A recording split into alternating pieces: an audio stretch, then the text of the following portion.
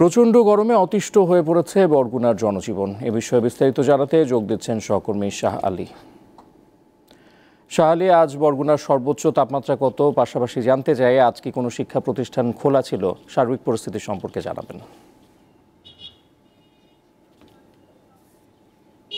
ইফতেখার, আপনি আসলে যেটা বলছিলেন, বরগুনার বামনা উপজেলার হলতা ডৌতলা অজেদ আলী খান ডিগ্রি কলেজের সহকারী অধ্যাপক এবং আরও দুই শিক্ষার্থী হিটস্ট্রোকে আক্রান্ত হয়ে তারা অসুস্থ হয়ে পড়েছেন এবং আমরা দেখেছি যে সেখানে অসুস্থ হয়ে পড়ার পরে তাদেরকে স্বাস্থ্য কমপ্লেক্সে নিয়ে চিকিৎসা দেওয়া হয়েছে।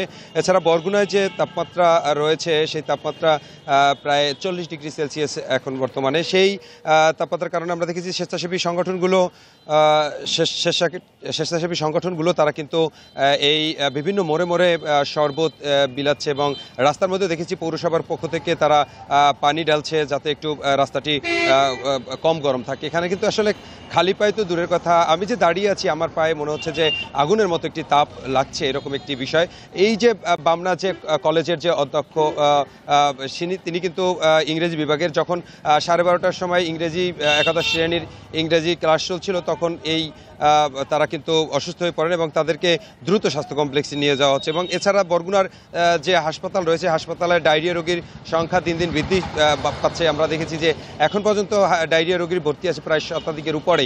সেখানে কিন্তু যে বেডের সংখ্যা নেই, সেখানে তারা মেঝেতে ঠাঁই নিয়েছে, অনেকে সিঁড়িতে দাঁড়িয়ে রয়েছেন, অনেকে সেলাইন হাতে নিয়ে রয়েছেন। এরকম যদি চলতে থাকে তাহলে হয়তো ডাক্তার বলেছেন, সেখানে যিনি কর্তব্যরত ডাক্তার রয়েছেন তারা বলেছেন যে এরকম চলতে থাকলে এই সেলাইনের সংকট দেখা দেবে। এছাড়া প্রত্যেকটা উপজেলায় যে স্বাস্থ্য কমপ্লেক্সগুলো রয়েছে সেখানেও এই ডায়রিয়া রোগীর সংখ্যা দিন দিন বৃদ্ধি পাচ্ছে। একদিকে কৃষকরা কিন্তু ধান কাটছেন, সেই ধানও কিন্তু কাটতে পারছেন না, এই গরমের এতটাই দাবদাহ চলছে। প্রত্যেকটা কৃষকের কিন্তু দুরবস্থা এবং আমরা দেখেছি যে এই পল্লী বিদ্যুতে কিন্তু যে পল্লী বিদ্যুতের লোডশেডিংও দেখা যাচ্ছে, তারাও কিন্তু অতিষ্ঠ। সাধারণ মানুষ এবং যারা গৃহবধূরা রয়েছে তারা সবচেয়ে বেশি অতিষ্ঠ রয়েছে। বরগুনা থেকে এই ছিল আমার কাছে সর্বশেষ তথ্য। দর্শক, তাপদাহের প্রভাব নিয়ে জানাতে বরগুনা থেকে যুক্ত ছিলেন সহকর্মী শাহ আলী।